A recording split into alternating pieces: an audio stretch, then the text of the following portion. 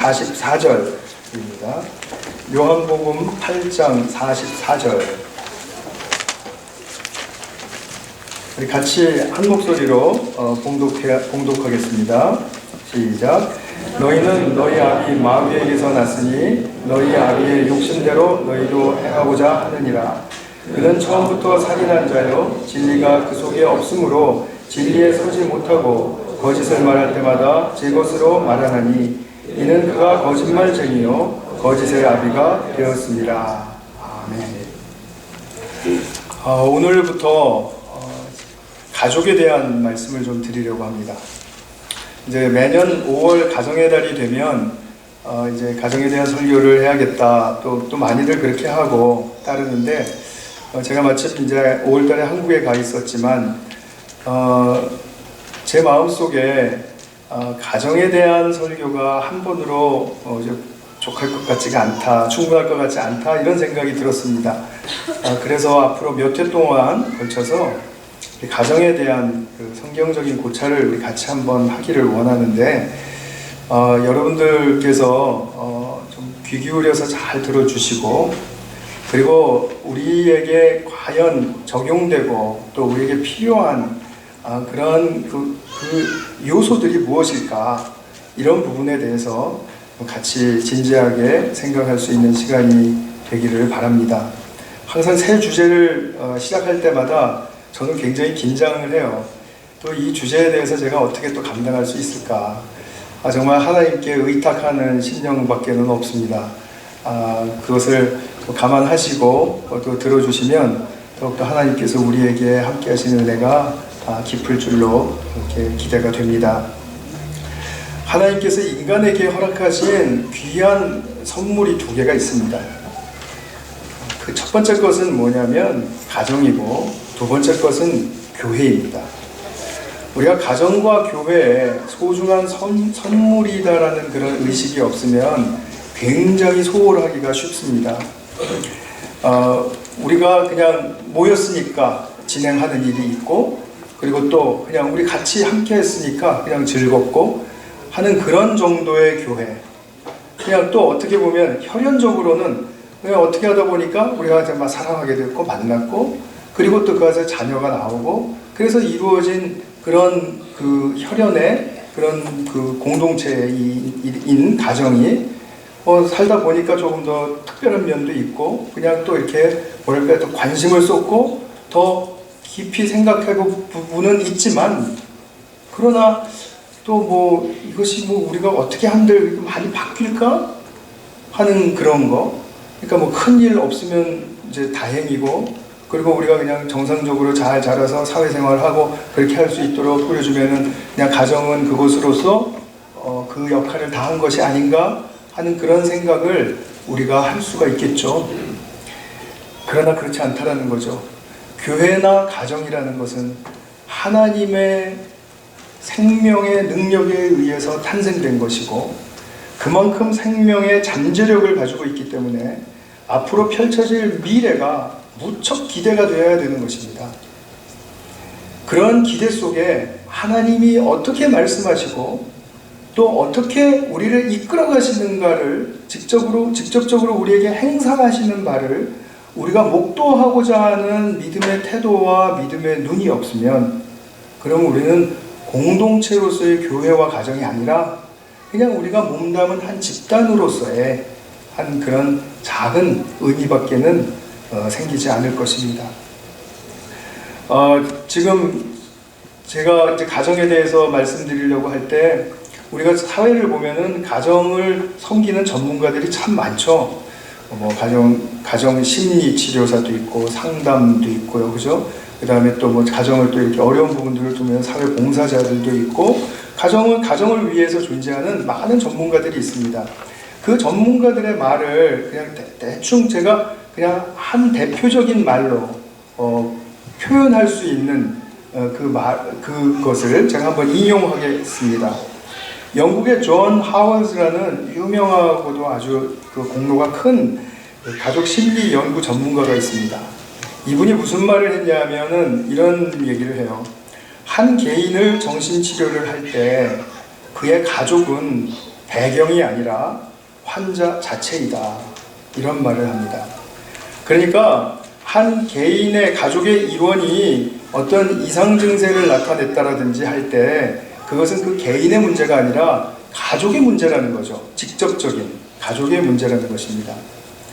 왜 그러냐 하면 이 가족이라는 그것은 한 개인이 모여서 만들어진 어떤 특수한 그런 공동체이지만, 그러나 각 개인은 개인대로 움직이도록 되어 있지가 않아요. 가족은 시스템이고 체계입니다. 그렇기 때문에 그 체계가 어떻게 세워져 있고 어떻게 흘러가는가에 따라서 가족 일원들은 다 따라가게 되어 있고요. 그러다 보면 어려운 일, 힘든 일, 또는 자기가 감당할 수 없는 어떤 내적인, 외적인 일들을 당할 때, 그때 이제 감당할 수 없으면은 이상 증세가 나타나게 되는 것이죠. 그렇기 때문에 그것은 가정의 문제이지 한 개인의 문제는 아니라는 것입니다. 그럼에도 불구하고 우리는 좀 독특한 아이가 나오면은 참 우리 가족이 제가 문제야. 우리 집안에 어떻게 저런 아이가 태어났을까? 참 의아해하죠. 그런데 그렇지 않죠. 작년에 우리 수양회 때 가족에 대한 세미나를 이학권 목사님이 오셔서 이제 길게 해주셨는데, 이제 그 부분에 대해서 이제 복습하는 부분도 좀 있을 것이고요. 또 우리 교회 실정에 맞게 또 우리 지금 상황에 맞게 하나님이 필요하신 것들을 무엇을 이제 알려주시는가에 대해서 관심을 갖고 제가 좀 오늘 개요적인 그런 말씀으로 나누겠습니다. 오늘 다루고자 하는 부분은 세 가지인데요. 첫 번째 것은 가정은 하나님의 창조 역사의 모형이다라는 것입니다. 이것은 제가 또 설명을 드리겠지만, 하나님의 창조 역사의 흐름이 가정의 그 정상적인 흐름이 되어야 된다, 이런 말씀이고요. 두 번째로는 그 가정이나 또는 뭐 여러 가지 우리가 어떤 공동체를 말하더라도 우리가 닫힌 체계, 열린 체계 이렇게 구분해서 말을 할 수가 있습니다. 닫힌 체계만 있고 열린 체계만 있다는 뜻이 아니라 그것이 적절하게 혼합이 되어 있지만 어떤 것이 더 대세이고 더 주도적인가 하는 그런 측면에서 닫힌 체계, 열린 체계 구분할 수 있는데, 그 부분에 대해서 제가 좀 설명을 드리려고 합니다. 그리고 이 닫힌 체계는 사실은 결론적으로 말씀드리면 나쁜 체계예요. 근데 이 나쁜 체계 안에서 왜 우리는 헤어나오지 못하고, 왜 우리는 거기서 계속해서 반복하는 그런 닫힌 체계의 가정생활이 자꾸 반복되고 있을까? 그것은 오늘 주님의 말씀대로 우리가 거짓에 속아 있기 때문이다 라는 것이죠. 그 거짓의 핵심에는 인간이 누구나 다 가지고 깊이 내재되어 있는 수치심이라는 문제가 거론되지 않을 수가 없습니다. 이 수치심에 대한 것은 제가 오늘 잠깐 말씀드리고 다음 시간에 더 본격적으로 말씀을 드리려고 하기 때문에 오늘 설교는 약간 조금 미완성된 느낌으로 끝날 수도 있습니다. 오늘 제가 다룰 내용들이 이런 것들이고요. 먼저 가정은 하나님 창조 역사의 모형이다. 이 부분을 좀 살펴보려고 합니다. 좀 어렵게 들리실 수가 있죠. 한번 생각해 보겠습니다. 지금 이 세상에는 하나님이 창조하신 모든 다양한 피조물들로 가득 차 있죠. 이 피조물들은 전부 다 구별될 수 있고요. 또 분화되어 있다고 말할 수 있습니다. 떡반죽처럼 이렇게 다 같이 뭉쳐져 있지 않죠. 그리고 각각 자기의 개성도 있고 또 유일하고 독특한 특징도 다 가지고 있죠. 그렇기 때문에 피조물 하나하나는 구별해서 개성화되어서 지금 존재하고 있다고 말할 수 있습니다. 그런데 이 모든 존재하는 피조물들, 이 개성화를 이룬 피조물들이 창조 전에는 어디에 있었습니까? 어렵죠? 그래서 제가 초대에 어렵다고 말씀을 드렸어요. 하나님 안에 있었습니다. 하나님 안에 없는 것이 이 세상에 나올 수가 없습니다. 물론 선한 것에 국한해서 말씀드리는 것이죠. 모든 것은 하나님 안에 있었습니다. 아마 빅뱅 이론을 아시는 분은 한번 생각해 보시면 쉬워질 것 같습니다.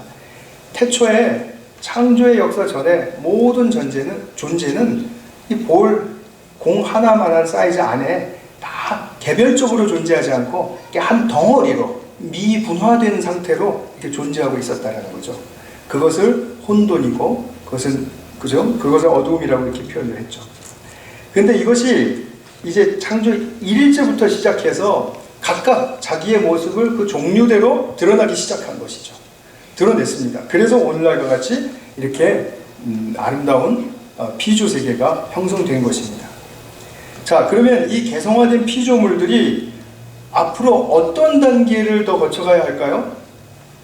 그것은 각각 존재하는 것으로만 그치는 것이 아니라 그것들이 다 모여서 하나님 안에서의 그 아름다운 조화를 이루는데 그 목적이 있습니다.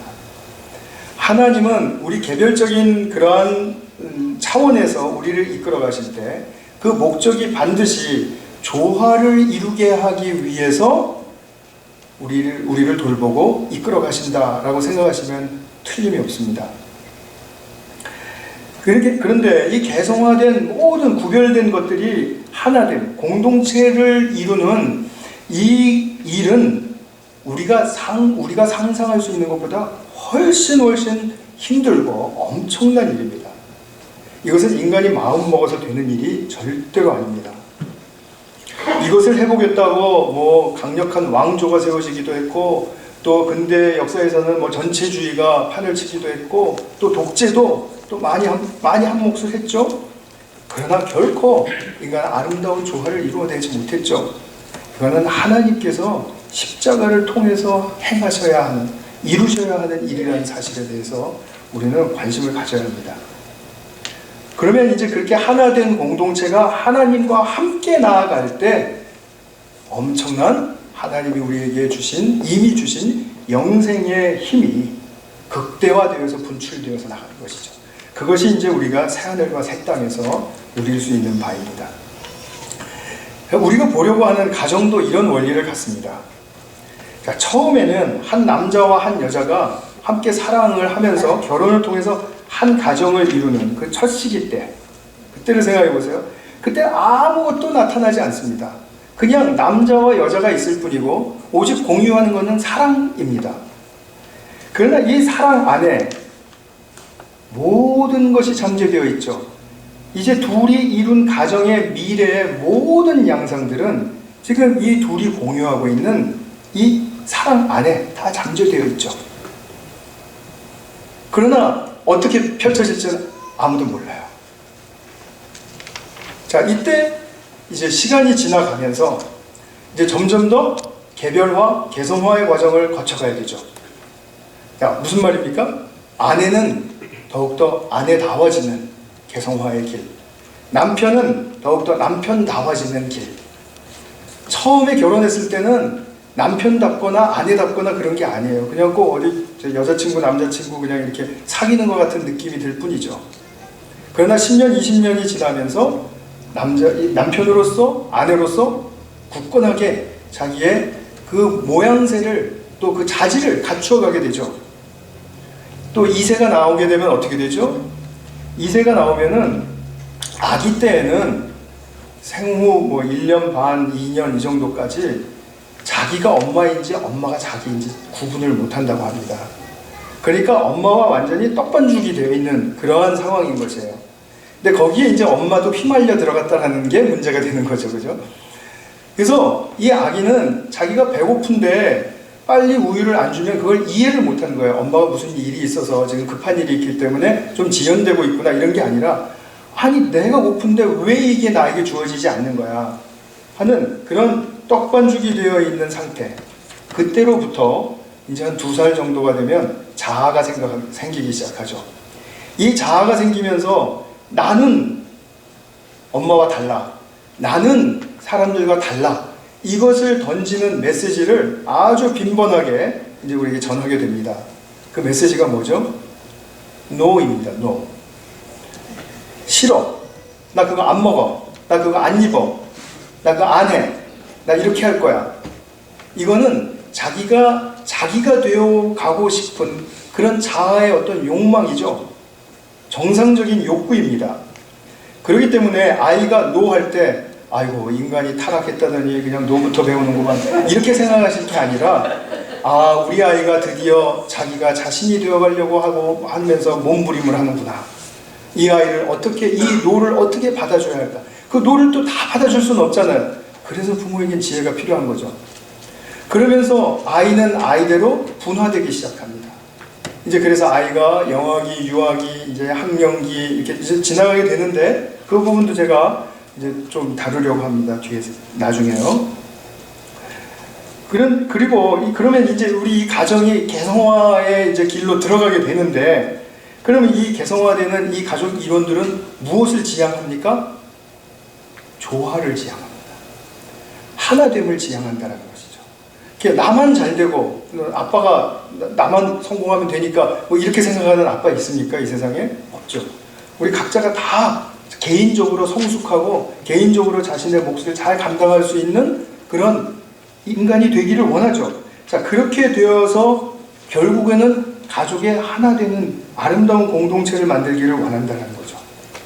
그 공동체 안을 이제 보게 되면 각각이 자기가 별개로 얻은 소명의 길이 있고, 그리고 나의 나됨을 이제 걸어가는 그 길을 가게 되는데, 그것을 엄마 아빠를 통해서 배우게 되고, 그리고 그렇게 돼서 자기가 자신이 자신의 모습대로 이렇게 가꾸어지고 성숙해지게 될 때, 그때 바로 다른 가족의 일원도 당신은 당신 됨으로 내가 받아줄 수 있습니다, 이런 준비가 되는 것입니다.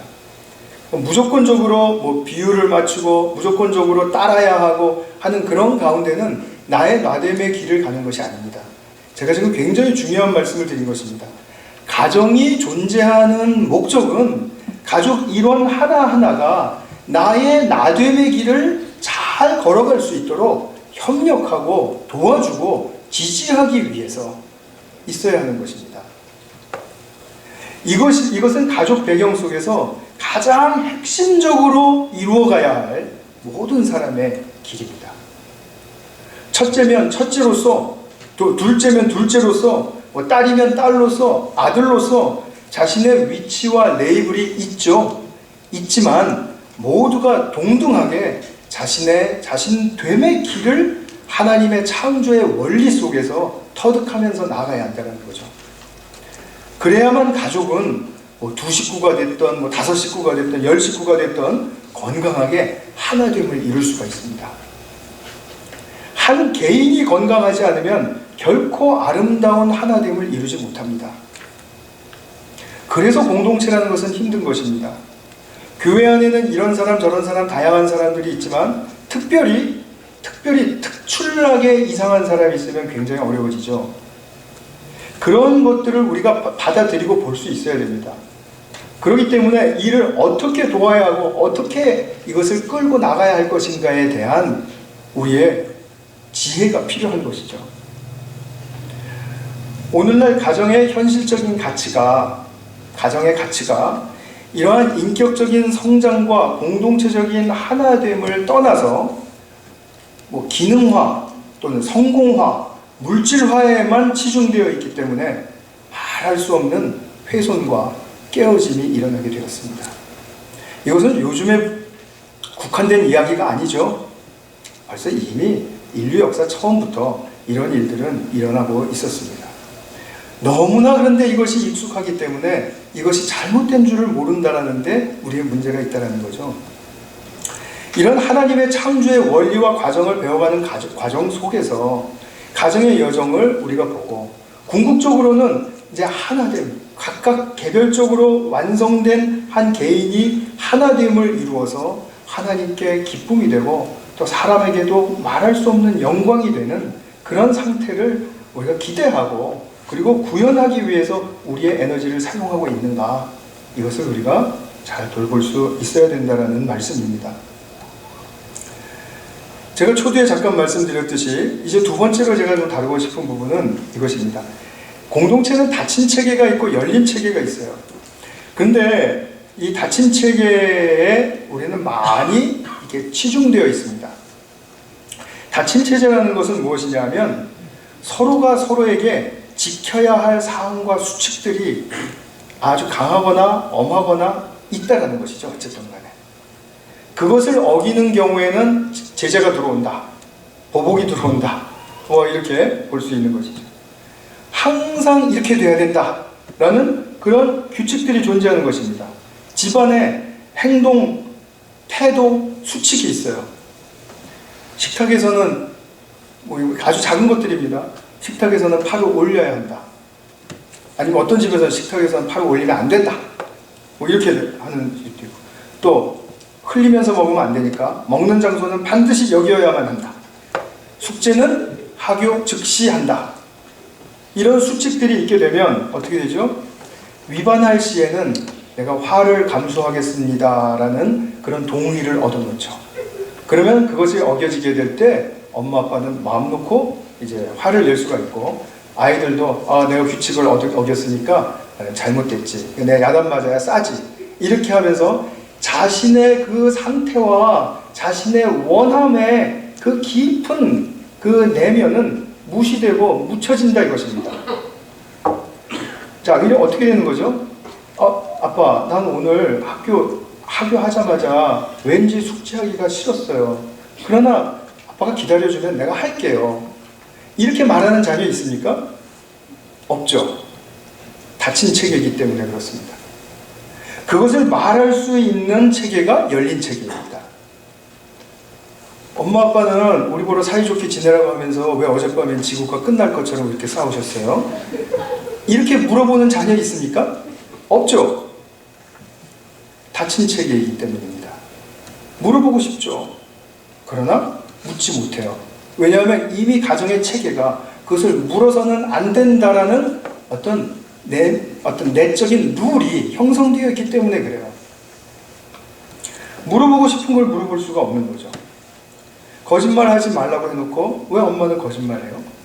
아빠, 술 안 마시면 안 돼요? 아빠가 술 마시면 우리가 힘들어요.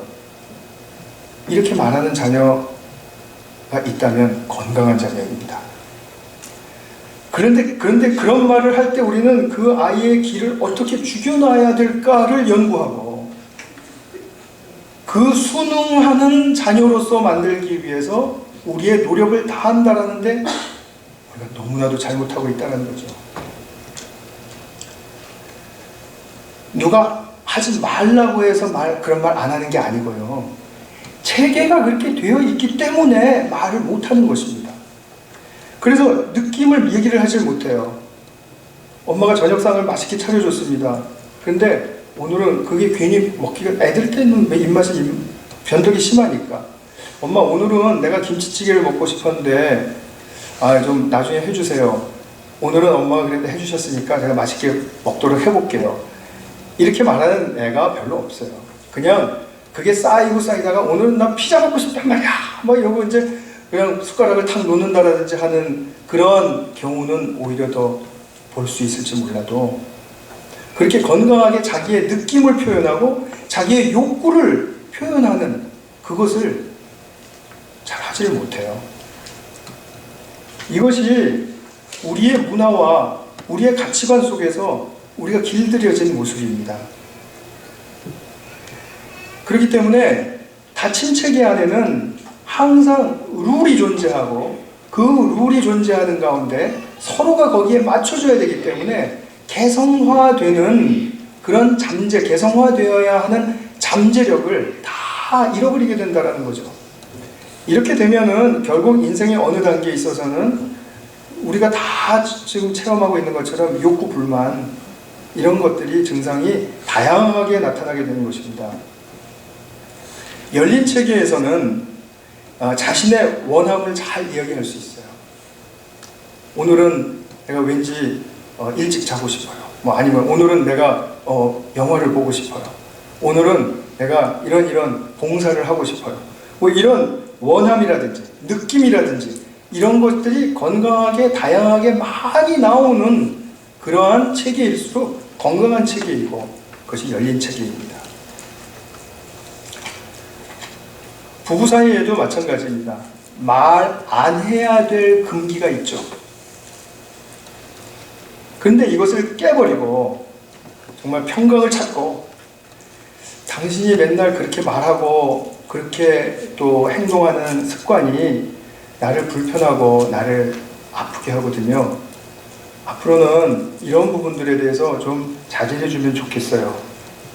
이렇게 말을 하면 듣는 쪽에서는 내가 미처 그 생각을 못했네.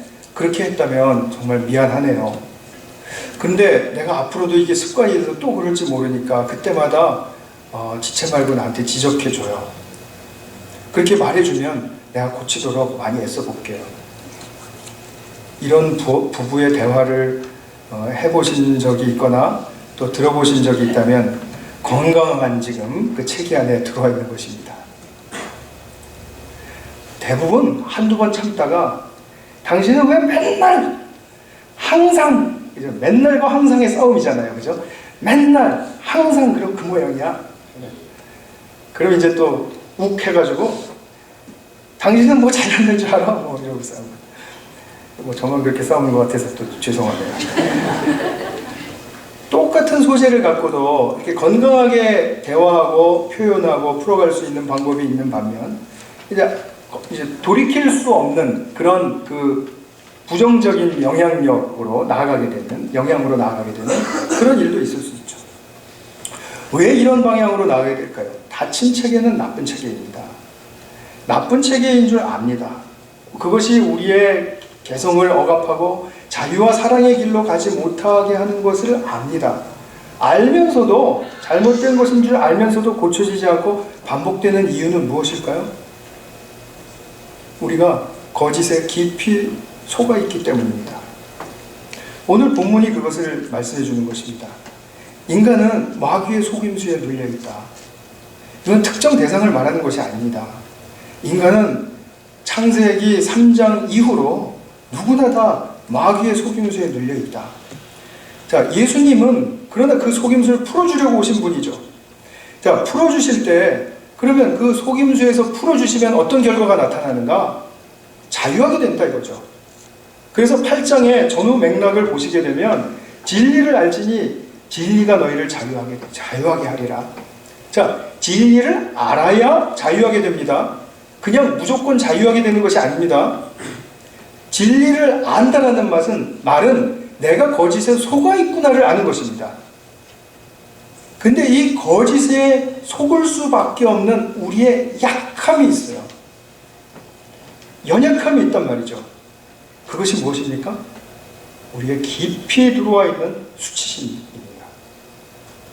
수치심은 창세기 3장에서 우리가 볼 수 있어요. 제가 두 달 전쯤인가에 수치심에 대해서 말씀드릴 때 창세기 3장을 말씀드렸는데 제가 나중에 또 반복하겠습니다. 그냥 그렇게 좀 이해해 주세요. 이 거짓의 핵심에는 우리가 수치심 때문에 그렇게 거짓에 빠질 수밖에 없는 그런 우리의 연약함이 우리에게 있다는 겁니다. 근데 그것을 도와주시고 거기서 구출해 주시기 위해서 예수님이 우리에게 진리를 알게 하시고 그 진리가 우리로 하여금 그 속임수로부터 자유하게 해주시는 것입니다. 그래서 이 거짓의 속음 속에는 수치심이 발생하는데 이 수치심이라는 이제 단어를 제가 좀 언급할 때마다 이제 좀 그런 생각을 하시면 좋겠어요. 좀 폭넓게 생각하시면 좋겠습니다. 수치심, 부끄러움, 창피함 또는 모멸감, 왜소함 이런 것으로 생각지 마시고 좀 더 크게, 더 깊게 무슨 말씀이냐 하면 버려졌다는 느낌, 내가 외면당하고 무시당한다라는 느낌. 그렇기 때문에 나의 존재가 쓸모없다고 느끼는 그 느낌, 그것이 수치심입니다. 나의 존재가 쓸모없다고 느낄 때가 있으셨습니까? 이제 우리가 아이들 다 길러놓고 이제 엄마 아빠 도움 필요 없어요. 이제 내가 나가서 살게요. 이렇게 말하면 아이고 내가 그냥 그토록 그렇게 잘 길러놨더니 이놈이 이제 결국 배은망덕하고 나를 떠나는구나. 이렇게 하면서 그래 나는 너에게 이제 쓸모가 없단 말이지. 나는 이제 존재의 가치가 없단 말이지. 너한테 있으나 마나한 존재라는 것이지.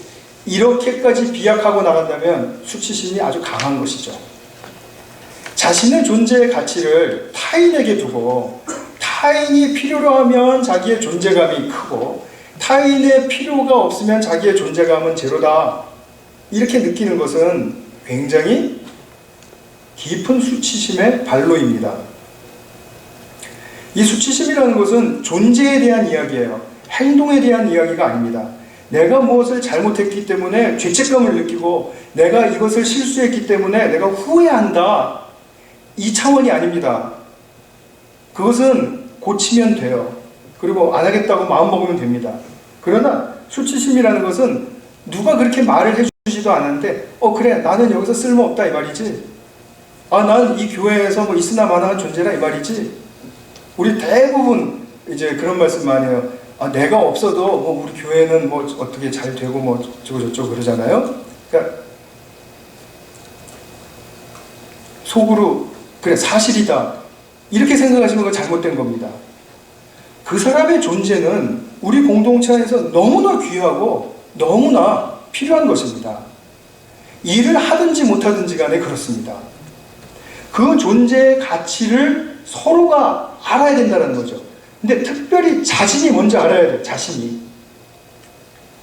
내가 끄떡하면 나는 존재감이 없다. 나는 그냥 뭐 아무런 쓸모없다. 이렇게 생각한다면 그것은 누가 시키지도 않은 그 마음을 지금 먹고 있는 겁니다. 먼저 제가 수치심을 일으키는 증상들을 좀 말씀드려 보겠습니다. 걸리는 것이 있나 한번 잘 들어보세요. 우울, 소외감, 자기의심, 도대체 나는 지금 이거 뭐 하는 거야? 라는 게 심하게 있는 사람, 고립시키는 외로움, 자기를 이렇게 사람들로부터 자꾸 격리를 시키면서 스스로 외로워하는 거 말하는 겁니다. 편집증, 파라노이아라고 하면 좀 맞나요? 죄송합니다. 파라노이아, 편집증, 뭐 하나 이렇게 계속 붙들고서는 그것에 집착해서 만족을 얻으려고 하지만 얻어지지 않는 그 편집증, 정신분열증, 뭐 다 아시죠? 강박충동장애, 구체적인 설명 다 안 드리겠습니다. 완벽주의, 뭔가에서 완벽하려고 하는 것, 깊은 열등감, 부적절감, 어디 이렇게 사람들 모인 데 가면 난 참 여기 부적절하다 이렇게 느끼는 그거 말하는 겁니다. 실패감, 다 끝나지도 않았는데 미리 실패감을 느끼는 거. 경계선 장애, 경계선 장애라는 것은 이것이죠. 내 자아의 경계가 있습니다. 근데 이 사람이 막 불필요한 질문, 사적인 질문들을 하면서 들어올 때 내가 친절하고 내가 좋은 사람이라는 것을 보이기 위해서 내가 힘들고 아파하면서도 그것을 꾸역꾸역 답을 해줘야 되는 그런 상태라면 그것은 경계선 장애입니다. 무슨 말씀인지 아시겠죠? 자기애 상해, 죄송합니다. 자기애 장애. 이렇게 말이 실수가 많네요. 근데 제가 실수하는 걸 보고 좋아하지 않아 주셔서 고맙습니다. 자기를 사랑할 수 없는 장애가 있어요. 그것이 수치심 때문이라는 겁니다. 수치심은 항상 깊이 내재하지만 수치심의 증상이 항상 드러나는 것은 아닙니다. 그러나 내적, 외적 영향, 자극에 의해서 수치심이 이제 이렇게 일어나게 되면 많은 다양한 증상으로 자기가 가장 살아남기에 적절한 그런 대처하는 모습으로 그렇게 나아가게 되는 거죠. 막아버리면서 나아가게 되는 거죠. 그러면서 내게 들어오는 생각은 내가 이 상황 속에서 쓸모없어. 나는 버려진 존재와 같은 거지. 나는 이제 내 가족들에게도 가치가 없어. 특별히 아프거나 또 실패하면 이런 거짓된 생각이 많이 들어올 수 있다 이것입니다. 가족이 병들었을 때 아무도 당신이 이제 우리 가족에서 쓸모없습니다라고 가족이로는 아무도 그렇게 생각하지 않아요. 근데 본인은 그렇게 생각한다면 그럼 무슨 일입니까? 본인의 수치심 문제라는 거죠. 또 특별히 실패했을 때도 마찬가지고요. 아이들이 끄떡하면 엄마 아빠도 나는 이런 거는 안 받아줄 거야 라는 생각을 쉽게 할 수가 있겠죠? 마찬가지입니다. 아이들에게 수치심을 불러일으켜 줄 필요가 없죠. 그럴 때마다 더 포용하고 더 안아주는, 그렇지만 지혜롭게 그것을 잘 감당할 수 있는 부모가 되어야 되는 것이죠. 그래서 부모가 힘든 것이죠. 내가 쓸모없는 인간이 되지 않기 위해서, 존재감이 없는 인간이 되지 않기 위해서 2차적으로 나의 안간힘을 다해서 가족과 타인에게 인정받으려고, 사회에 인정받으려고 제2의 자신을 만들어내게 되는데, 그 제2의 자신을 에고라고 합니다. 에고. 많이 들어보신 말이죠. 에고라는 것은 진짜 자신이 아니라 자기 나름대로 생존하기 위해서, 자기를 방어하면서 살아남기 위해서 타인에게 맞추어 형성시킨 거짓자를 말합니다. 오늘 본문 말씀 다시 보겠습니다. 예수님은 인간이 마귀의 거짓에 속았다고 말씀하셨습니다. 자, 어떤 의미입니까? 전후 맥락을 살피면 아까도 제가 말씀드렸지만 진정한 자유에 이르지 못한 것이 마귀에게 속은 증거입니다. 우리가 자유에 이르게 되면은 많은 긍정적인 그러한 그 힘과 그리고 그 능력을 얻게 됩니다. 굉장히 열정적으로 되고요. 모험하고 싶어지고요. 그 다음에 사랑할 수 있어지게 되고요. 그 다음에 내가 그것을 잘 계획하고 잘 짜서 그리고 어떻게 해보겠다라는 그런 자신의 많은 그 자원을 동원해서 건강하게 살아보고자 하는 그런 일들이 일어나게 되는데, 자유함이 없으면은 그냥 남들 하는 만큼 하든지 남들보다 조금 더 잘해서 내가 좀 더 잘 살면 된다, 생존을 잘하면 된다, 이런 생각에 멈추게 되면은 그것은 마귀에게 속은 것이죠. 이 세상에 하나님의 고귀하고 아름다운 피조물인 인간이 과연 어떤 존재입니까? 어떤 존재로서 이 땅에 존재하기 시작했습니까? 그것은 우리가 다 알고 있죠. 하나님께 먼저 우리가 푹 받아들여졌죠.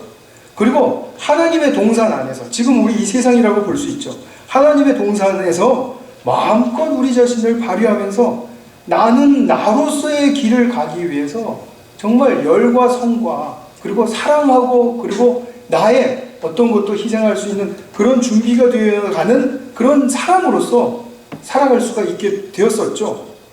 그러나 그토록 우리가 자유하지 못하고 우리가 내 삶을 계속해서 내 자신의 수치심에 가두어 버리게 되면 우리의 현실은 자유의 길로 나아가기보다는 가족 속에서조차도 부모의 어떤 양육 방식에 내가 함몰되고 가정의 전통과 수칙 거기에 내가 끌려가지 않으면 그럼 나는 살아갈 길이 없다라는 불안감이 조성이 되게 되고, 사회적 윤리 기준에 있어서는 내가 그래서 사회적으로 조금 더 나은 사람이 되어야지라는 그런 어떤 얄팍한 윤리의식, 낮은 윤리의식에 그냥 만족하는 가운데 살아가게 된다 이 말입니다.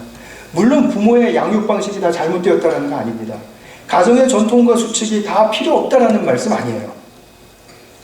이것을 건강하게 활용할 수 있어야 되는데 이것을 사람으로 하여금 나의 나됨의 길을 가지 못하게 하고 사람을 머니퓰레이션, 조종하는데 사용하게 되었기 때문에 가정의 평화라는 명목으로, 그리고 또는 더 깊이 들어가면 우리가 좀 편안한 마음을 가지려고 하는 그런 이기적인 마음 속에서 이 일을 우리가 계속 정당화하면서 해왔다라는 말씀이죠. 그래서 이 부분에 대해서는 참 어려운 말씀인데 제가 좀 더 풀어서 또 말씀을 드리도록 하겠습니다. 그리고 오늘은 말씀을 맺겠습니다. 이 세상에 어떠한 것도, 어떤 사상도, 어떠한 종교도 말하지 않는 기독교의 유일한 혁신적인 선포가 있습니다. 그것이 무엇이냐면 너는 내 모습 그대로 내게 받아들여졌다, 이것입니다.